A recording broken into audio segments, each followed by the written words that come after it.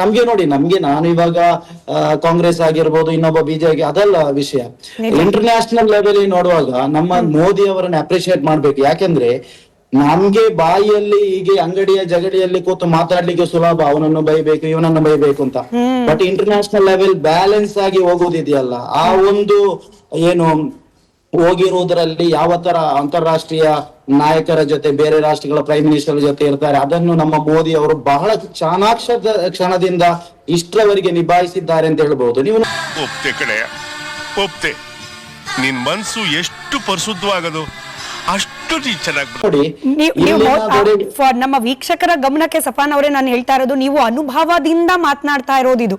ನೀವು ಬೇರೆ ದೇಶಗಳ ಪರಿಸ್ಥಿತಿ ಹೇಗಿದೆ ಅನ್ನೋದನ್ನ ಕಣ್ಣಾರೆ ಕಂಡು ಅನುಭವಿಸಿ ಮಾತನಾಡ್ತಿರೋದು. ಇದು ಮೋದಿ ಬಿಜೆಪಿ ಅವರು ಅಂತ ಆಗ್ಲಿ ಅಥವಾ ಯಾವುದೋ ಒಂದು ಪಕ್ಷದ ಮುಖಂಡರು ಅಂತ ಆಗ್ಲಿ ಅಲ್ಲ, ದೇಶದ ಒಬ್ಬ ಪ್ರಧಾನಿಯಾಗಿ ತೆಗೆದುಕೊಂಡ ನಿರ್ಧಾರದ ಬಗ್ಗೆ ನಿಮಗೆ ಸಮಾಧಾನ ಇದೆ ಅಂತ ಕರೆಕ್ಟ್ ಆಗಿ ಹೇಳ್ತಿದ್ದೀರಾ ನೀವು. ನಾನು ಯಾವ ತರ ನಾನು ಅಂತ ಹೇಳಿದ್ರೆ, ನಾವು ಗಲ್ಫ್ ಅಲ್ಲಿ ಆಗಿರ್ಬೋದು, ಊರಲ್ಲಾಗಿರ್ಬೋದು, ಹಿಂದೂ ಮುಸ್ಲಿಂ, ನಾವು ನಮ್ಮ ಸ್ನೇಹಿತರಿಗೆ ತುಂಬಾ ಹಿಂದೂ ಫ್ರೆಂಡ್ಸ್ ಇದ್ದಾರೆ, ನನಗೆ ತುಂಬಾ ಕ್ರಿಶ್ಚಿಯನ್, ಒಂದೇ ತಟ್ಟೆಯಲ್ಲೆಲ್ಲ ಊಟ ಮಾಡುವರು ನಾವು. ನಮ್ಗೆ ಅಂತ ಮೆಂಟಾಲಿಟಿ ಬಂದೇ ಇಲ್ಲ, ಬರೋದು ಇಲ್ಲ. ಅದು ಬಂದ್ರೆ ಮನುಷ್ಯನೇ ಅಲ್ಲ. ಆಕ್ಚುಲಿ ನಾನು ಪೊಲಿಟಿಕಲಿ ಮಾತಾಡಲ್ಲ, ಪೊಲಿಟಿಕಲಿ ಮಾತನಾಡೋದು ವೇಸ್ಟ್. ಅದು ಆಕ್ಚುಲಿ ಫ್ಯಾಕ್ಟ್ ಮಾತಾಡ್ಬೇಕು. ನನ್ಗೆ ಮತ್ತೆ ಬ್ಯಾಲೆನ್ಸ್ ಮಾತನಾಡಿ ಕೂಡ ನನ್ಗೆ ಗೊತ್ತಿಲ್ಲ. ಸೊ ನಮ್ಗೆ ಇವಾಗ ನೋಡಿ, ಮಿಸೈಲ್ ಗಳು ತಲೆ ಮೇಲೆ ಹಾರಾಡ್ತಾ ಇದೆ, ಏನೆಲ್ಲ ತುಂಬಾ ಬೇರೆ ಕಂಟ್ರಿ ಅವರೆಲ್ಲ ಇಲ್ಲಿದ್ದಾರೆ, ಪಾಕಿಸ್ತಾನಿಗಳಿದ್ದಾರೆ, ಬಾಂಗ್ಲಾದೇಶಿಗಳಿದ್ದಾರೆ, ಶ್ರೀಲಂಕನ್ ಇದ್ದಾರೆ. ಸೊ ಎಲ್ಲರಿಗಿಂತ ಸ್ವಲ್ಪ ಕಾನ್ಫಿಡೆಂಟ್ ಆಗಿರುವುದು, ಸ್ವಲ್ಪ ವಿಶ್ವಾಸದಿಂದ ಇರುವುದು ನಾವು. ಯಾಕೆ ಗೊತ್ತಾ, ನಮ್ಮ ದೇಶ ಬೇರೆ ದೇಶಗಳ ಜೊತೆ ಇಟ್ಟುಕೊಂಡಿರುವಂತಹ ಸಂಬಂಧದಿಂದ ಆ ಕಾನ್ಫಿಡೆಂಟ್ ಇವಾಗ ನಮ್ಗೆ ಕಾಣಿಸ್ತಾ ಇದೆ. ಮುತ್ತನಂತ ಮಾತಾಡದೆ ಅಳಿಮಯ. ಯಾಕಂದ್ರೆ ನೋಡಿ, ನಮ್ಗೆ ಏನಾದ್ರೂ ಆದ್ರೆ ನಮ್ಮ ಮೋದಿ ಅವರಾಗಿರ್ಬೋದು, ನಮ್ಮ ಚೀಫ್ ಮಿನಿಸ್ಟರ್ ಆಗಿರ್ಬೋದು, ನಮ್ಮ ರಕ್ಷಣಾ ಸಚಿವರಾಗಿರ್ಬೋದು, ಇಲ್ಲಿ ಕಾಂಟ್ಯಾಕ್ಟ್ ಮಾಡಿ, ಮತ್ತೆ ಆರತಿ ಕೃಷ್ಣರವರು ಕೂಡ ಇದ್ದಾರೆ. ಸೊ ಇವರೆಲ್ಲ ಸೇರಿಕೊಂಡು ನಮ್ಮ ಬಗ್ಗೆ ಕಾಳಜಿ ವಹಿಸ್ತಾರೆ ಅನ್ನುವಂತ ಒಂದು ಧೈರ್ಯಗಾರಿಕೆ ನನ್ಗಿದೆ. ಮತ್ತೆ ಇಂಟರ್ನ್ಯಾಷನಲ್, ನಾನು ಆವಾಗ ಹೇಳಿದಾಗೆ, ಅಲ್ಲಿ ಅವರ ಜೊತೆ ಈ ತರ ಇರ್ಬೇಕಿತ್ತು, ಇವರ ಜೊತೆ ಈ ತರ ಇರ್ಬೇಕು ಅಂತ ನಾವು ಬಾಯಲ್ಲಿ ಮಾತನಾಡಬಹುದು. ನಮ್ಮ ಪ್ರಧಾನಿಗಳು ಯಾಕೆ ಹಾಗೆ ಹೇಗೆ ಅಂತ. ಏನು ಇವಾಗ ನಮ್ಮ ದೇಶದ ಪ್ರಧಾನಿಗಳಿದ್ದಾರೆ, ಅವ್ರು ಮಾಡಿರೋದು ಅಕ್ಷರಸ, ಅವ್ರು ಹೇಗಿರ್ಬೇಕು ಅದೇ ತರ, ಹೇಗಿರ್ಬೇಕಿತ್ತು ಅದೇ ತರ ಅವ್ರು ಇದ್ದಾರೆ ಅಂತ ಹೇಳ್ಬಹುದು. ತುಂಬಾ ಚೆನ್ನಾಗಿ ಮಾತಾಡ್ತೀಯ ನೀನ್, ನನ್ಗೆ ತುಂಬಾ ಇಡ್ಸ್ಬಿಟ್ಟೆ. ನಮ್ ಜೊತೆಯಲ್ಲಿ ಪಿ.ವಿ. ಹರಿ ಸರ್, ಕರ್ನಲ್ ಪಿ.ವಿ. ಹರಿ ಸರ್ ಕೂಡ ಜಾಯಿನ್ ಆಗಿದ್ದಾರೆ. ಸರ್ ನಮಸ್ಕಾರ, ಕಾರ್ಯಕ್ರಮಕ್ಕೆ ಸ್ವಾಗತ. ಕ್ವಿಕ್ ಆಗಿ ಅಜಿತ್ ಅವ್ರ ಹತ್ರ ಒಂದು ಪ್ರಶ್ನೆಗೆ ಉತ್ತರವನ್ನ ಕಂಡುಕೊಂಡು ನಿಮಗೆ ಪ್ರಶ್ನೆ ಕೇಳ್ತೀನಿ. Hari sir, kindly stay with us. Ajit ಅವರೇ, ಇಸ್ರೇಲ್ನ ಅಪೋಸಿಷನ್ ಲೀಡರ್ ನ್ಯಾಷನಲ್ ಮೀಡಿಯಾ ಒಂದಕ್ಕೆ ರಿಯಾಕ್ಟ್ ಮಾಡ್ತಿದ್ದನ್ನ ನಾನು ಗಮನಿಸ್ತಾ ಇದೆ. ತುಂಬಾನೇ ನಾವು ಜರ್ನಲಿಸ್ಟ್ಗಳದೇ ಅಲ್ವಾ, ನಾವು ಪ್ರೊವೋಕೇಟಿವ್ ಆಗಿ ಪ್ರಶ್ನೆ ಕೇಳೋ ಪ್ರಯತ್ನವನ್ನ ಕೆಲವೊಂದು ಬಾರಿ ಮಾಡ್ಬಿಡ್ತೀವಿ. ನಾನು ಆ ತಪ್ಪನ್ನ ಒಪ್ಕೊಳ್ತಾ ಪ್ರಶ್ನೆ ಕೇಳ್ತಿದ್ದೀನಿ. ಎಷ್ಟೇ ಬಾರಿ ಕೇಳಿದ್ರು ಕೂಡ, ಅಂದ್ರೆ ನಿಮಗೆ ಪೊಲಿಟಿಕಲ್ ಡಿಫರೆನ್ಸ್ ಇತ್ತು ನೆತನ್ಯಾಹು ಜೊತೆಯಲ್ಲಿ, ಈಗಿನ ಡಿಸಿಷನ್ ಅನ್ನ ನೀವು ಖಂಡಿಸ್ತೀರಾ ಅಂತ ಎಷ್ಟೇ ಬಾರಿ ಪ್ರಶ್ನೆ ಕೇಳಿದ್ರು ಕೂಡ, ದೇಶವಾಗಿ ಯುದ್ಧದ ಪರಿಸ್ಥಿತಿಯಲ್ಲಿರುವಾಗ ನಮ್ಮ ರಾಜಕೀಯ ವೈಷಮ್ಯವನ್ನ, ಭಿನ್ನಾಭಿಪ್ರಾಯವನ್ನ ಪಕ್ಕಕ್ಕಿಟ್ಟು ನಾವು ದೇಶವನ್ನ ಬೆಂಬಲಿಸ್ತಿದ್ದೀವಿ ಅಂತ ಹೇಳಿ. ಈಗ ನಾವು ದೇಶ ಯುದ್ಧದಲ್ಲಿ ಇಲ್ಲದೆ ಹೋದ್ರೂ ಕೂಡ ಐಕ್ಯತೆ ಅನ್ನೋದು ಪೊಲಿಟಿಕಲಿ ತುಂಬಾ ರೇರ್ ಅನಿಸ್ತಾ ಇದೆಯಾ ಅಂತ ಭಾರತದಲ್ಲಿ?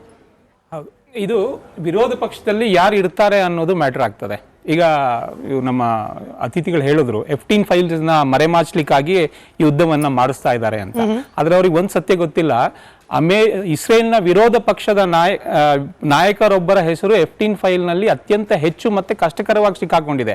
ನಿಜವಾಗ್ಲೂ ಇಸ್ರೇಲ್ನ ಅಧ್ಯಕ್ಷರಿಗೆ F-15 ಫೈಲ್ ನ ವಿಚಾರದಲ್ಲಿ ರಾಜಕಾರಣ ಮಾಡಬೇಕಿತ್ತು ಅನ್ನುವ ವಿಚಾರ ಇದ್ದಿದ್ರೆ ಇದು ಇರಾನ್ ಮೇಲೆ ದಾಳಿ ಮಾಡ್ಲಿಕ್ಕೆ ಸರಿಯಾದ ಸಮಯವೇ ಅಲ್ಲ. ಆದ್ರೆ ಅವರಿಗೆ ತಮ್ಮ ಆಂತರಿಕ ರಾಜಕಾರಣಗಳಿಗಿಂತ ದೇಶದ ಹಿತ ಮುಖ್ಯ ಆಯ್ತು. ಹೀಗಾಗಿ ಅವರು ಅದನ್ನು ಮಾಡ್ತಿದ್ದಾರೆ. ದುರಾದೃಷ್ಟವಶಾತ್ ನಮ್ಮಲ್ಲಿ ಇವತ್ತು ಕಾಂಗ್ರೆಸ್ ಸೇರಿದಂತೆ ಇಂಡಿ ಒಕ್ಕೂಟಗಳ ಅನೇಕ ರಾಜಕೀಯ ಪಕ್ಷಗಳಿಗೆ ಅವರಿಗೆ ದೇಶ ಹಿತ ಅನ್ನುವುದು ಏನು ಅನ್ನೋದು ಸಂಪೂರ್ಣವಾಗಿ ಮರೆತು ಹೋಗಿದೆ. ಇದು ದುರಂತ. ಇದನ್ನೇ ಜನ ನೋಡ್ತಾ ಇರೋದು. ಬಟ್ ಆಗ್ಲೇ ನಮ್ಮ ರವಿ ಜೋಶಿ ಸರ್ ಹೇಳ್ತಿದ್ರು, ನಮ್ಮ ಒಪಿನಿಯನ್ ಅನ್ನ ಹಂಚ್ಕೊಳ್ಳಿಕ್ಕೆ, ನಮ್ಮ ಅನಿಸಿಕೆಯನ್ನ, ಅಭಿಪ್ರಾಯವನ್ನ ಹಂಚ್ಕೊಳ್ಳಿಕ್ಕೆ ಪ್ರಜಾಪ್ರಭುತ್ವ ವ್ಯವಸ್ಥೆಯಲ್ಲಿ ಅವಕಾಶ ಇದೆ. ಇರಾನ್ ನಮ್ಮ ಶತ್ರು ದೇಶ ಏನಲ್ಲ. ಹಾಗಾಗಿ ಇರಾನ್ನ ಒಬ್ಬ ಲೀಡರ್ ಅನ್ನ, ಅದರಲ್ಲೂ ಕೂಡ ಅಫಿಷಿಯಲಿ ಯುದ್ಧ ಘೋಷಣೆಗೆ ಮುಂಚೆನೆ ಹೋಗಿ ಅಟ್ಯಾಕ್ ಮಾಡಿ ಸಾಯಿಸಿದ್ದು ಖಂಡನೀಯ ಅಂತ ಹೇಳಿ ಕಾಂಗ್ರೆಸ್ಗೆ ಅನ್ಸಿರಬಹುದು. ಕಾಂಗ್ರೆಸ್ಸಿಗೆ ಅನ್ಸಲಿ, ಆದ್ರೆ ಕಾಂಗ್ರೆಸ್ಗೆ ಇವತ್ತು ಬೇರೆ ವಿಚಾರಗಳ ಬಗ್ಗೆಯೂ ಬಹಳ ಮಾತಾಡೋದಿದೆ. ಅವರಿಗೆ ಯಾಕೆ ಬಂಗಾಳದಲ್ಲಿ ಹಿಂದೂಗಳನ್ನ ಕೊಂದಾಗ ಈ ತರದ ಅನಿಸಿಕೆಗಳು ಬರಲಿಲ್ಲ? ಅದೇ ರೀತಿ ಗಾಜಾದಲ್ಲಿ ಈಗ ಈ ಎಲ್ಲದಕ್ಕೂ ಮೂಲ ಕಾರಣ ಯಾವುದು? ಈ ಇಡೀ ಇಸ್ರೇಲ್ ಮತ್ತೆ ಪ್ಯಾಲೆಸ್ತೈನು ಅಥವಾ ಇರಾನ್ ಜಗಳದಲ್ಲಿ ಮೂಲ ಕಾರಣ ಏನು? ಪ್ಯಾಲೆಸ್ತೈನ್ ಅವರು ಯಾವುದು ಇಸ್ರೇಲ್ನ ಒಳಗೆ ನುಗ್ಗಿ ಅವರ 200-250 ಜನಸಾಮಾನ್ಯರನ್ನ ಹೆಣ್ಣು ಮಕ್ಕಳನ್ನ ಹೊತ್ಕೊಂಡು ಹೋಗಿ ಅವರ ಮೇಲೆ ಬರ್ಬರವಾದ ಕೃತ್ಯ ಮಾಡಿಸಿ ಅವರನ್ನ ಅತ್ಯಾಚಾರ ಮಾಡಿ ಪ್ಯಾಲೆಸ್ಟೀನಿಯರು ಅಂತ ಹೇಳೋದು ಕಷ್ಟನೇನೋ ಸರ್. You call them as Hamas. Hamas ಉಗ್ರಗಾಮಿಗಳು ಯಾರೇ ಇರ್ಲಿ, ಅವ್ರು ಯಾರು ಮಾಡಿದ್ದಾರೆ ಅಲ್ಲಿಂದ ಪ್ರಾರಂಭ ಆಯ್ತಲ್ಲ. ಇವ್ರು ಯಾರು ಕೂಡ ಅದನ್ನ ಇವತ್ತಿನವರೆಗೆ ಖಂಡನೆ ಮಾಡಲಿಲ್ಲ. ಕಾಂಗ್ರೆಸ್ನವ್ರು ಮುಸ್ಲಿಂ ಪಕ್ಷ ಅಂತ ಹೇಳ್ಬಿಟ್ಟಿದ್ದಾರೆ. ಇವ್ರಿಗೆ ಹೇಗೆ ಅಂದ್ರೆ ಇವ್ರಿಗೆ ಏನ್ ಹೇಳಬೇಕು ಅನ್ಸ್ತದೋ ಅದನ್ನ ಹೇಳುತ್ತಾರೆ. ಕಾಂಗ್ರೆಸ್ ಇವತ್ತು ಏನಿಲ್ಲ, ಡೊಮೆಸ್ಟಿಕ್ ವೋಟ್ ಬ್ಯಾಂಕ್ ಅನ್ನು ಅಪೀಸ್ ಮಾಡ್ತಾ ಇದೆ. ಅದು ಬಿಟ್ರೆ ಅವರಿಗೆ ಇರಾನ್ ಮೇಲೂ ಕಾಳಜಿ ಇಲ್ಲ, ಪ್ಯಾಲೆಸ್ತೈನಿಯನ್ ಮೇಲೂ ಕಾಳಜಿ ಇಲ್ಲ, ಯಾರ ಮೇಲೂ ಕಾಳಜಿ ಇಲ್ಲ. ಆದ್ರೆ ನಮ್ಮ ದೇಶದ ಮುಸಲ್ಮಾನರು ಇವತ್ತು ಕಾಂಗ್ರೆಸ್ನವರ ಆಟಕ್ಕೆ ಸಿಕ್ಕಿ ಅವ್ರು ಏಮಾರಬಾರದು ಅನ್ನೋದು ನಮ್ಮ ಆಶಯ. ಅರ್ಥ ಮಾಡ್ಕೊಳ್ಳಿ ಮಾತುಗಳನ್ನ. ಅನುಮಾನ ಬರುತ್ತಲ್ಲ ಪಾಷಾ ಸರ್, ಯಾಕೆಂದ್ರೆ ನೋಡಿ ಢಾಕಾದಲ್ಲಿ ಹಿಂದೂಗಳ ಮೇಲೆ ಆಗಬಾರ್ದ ರೀತಿಯಲ್ಲಿ ಹಿಂಸಾಚಾರಗಳಾದಾಗ ಯಾರು ಪ್ರೊಸೆಷನ್ ಮಾಡ್ಲಿಲ್ಲ, ರ್ಯಾಲಿ ಮಾಡ್ಲಿಲ್ಲ. ಹಮಾಸ್ ನವರು ಬಂದು ಇಸ್ರೇಲ್ ನಲ್ಲಿ ಪುಟ್ಟ ಪುಟ್ಟ ಮಕ್ಕಳ ಮೇಲೆ ಅಟ್ಯಾಕ್ ಮಾಡಿದಾಗ ಯಾರು ಇಲ್ಲಿ ಕರ್ನಾಟಕದಲ್ಲಿ, ಚಿಕ್ಕಬಳ್ಳಾಪುರದಲ್ಲಿ, ರಿಚ್ಮಂಡ್ ಸರ್ಕಲ್ ನಲ್ಲಿ ಪ್ರತಿಭಟನೆಗಳನ್ನ, ಖಂಡನೆಗಳನ್ನ ವ್ಯಕ್ತಪಡಿಸಲಿಲ್ಲ. ಎಲ್ಲಾ ಬಿಟ್ಟಾಕಿ ಸರ್.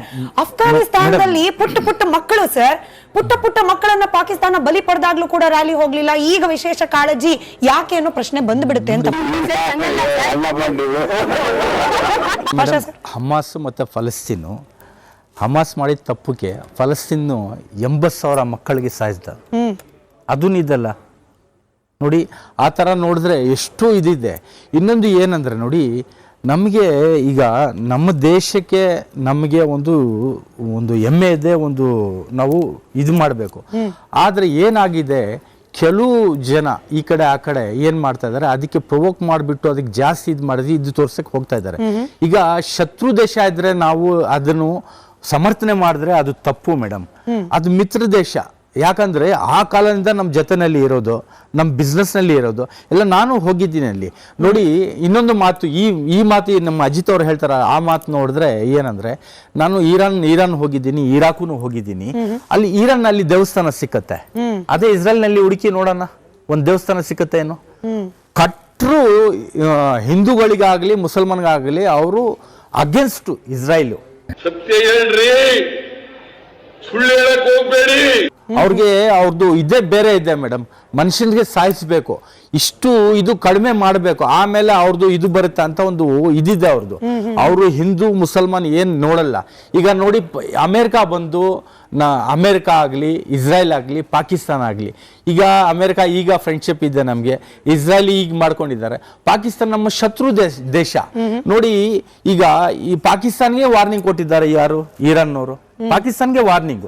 ಅಲ್ಲಿ ಏನನ್ನ ಒಂದು ಇದಾದ್ರೆ ಪಾಕಿಸ್ತಾನ ಮೇಲೆ ಅಟ್ಯಾಕ್ ಮಾಡ್ತಾರೆ, ನಮ್ಗೆ ಖುಷಿ ಆಗತ್ತೆ, ಮಾಡ್ಲಿ, ಅವರು ನಾವು ಸಪೋರ್ಟ್ ಮಾಡ್ತೀವಿ. ಯಾರಿಗಾರ ಬಿಡ್ತೀರಿ ಇಂಥ ಬುರುಡೇನ ಬಂದು ನನ್ನ ಹತ್ರ? ನಮ್ಗೆ ಒಂದು ಇದಿದೆ.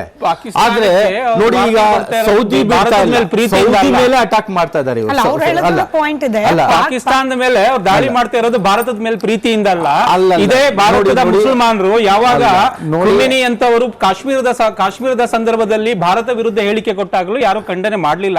ಹಾಗೂ ಅವರಿಗೆ ಭಾರತದ ಪ್ರೀತಿ ಕಾಣಲಿಲ್ಲ. ಆಮೇಲೆ ಇನ್ನೊಂದು ವಿಚಾರ ಹೇಳ್ತೇನೆ, ಇವರು ದೇವಸ್ಥಾನದ ವಿಚಾರಕ್ಕೆ ಬಂದ್ರು. ತೆಹರಾನ್ ನಲ್ಲಿ ಸುನ್ನಿಗಳಿಗೆ ಮಸೀದಿ ಕಟ್ಟೋದಕ್ಕೆ ಇಲ್ಲಿಯ ಖುಮೇನಿ ಪರ್ಮಿಷನ್ ಕೊಡಲ್ಲ. ನೀವು ಮಂದಿರ ಹೋಗ್ಲಿ, ತೆಹರಾನ್ ಒಳಗಡೆ ಸುನ್ನಿಗಳಿಗೆ ಮಸೀದಿ ಕೊಡೋದಕ್ಕೆ ಬಿಡೋದಿಲ್ಲ ಇವರು.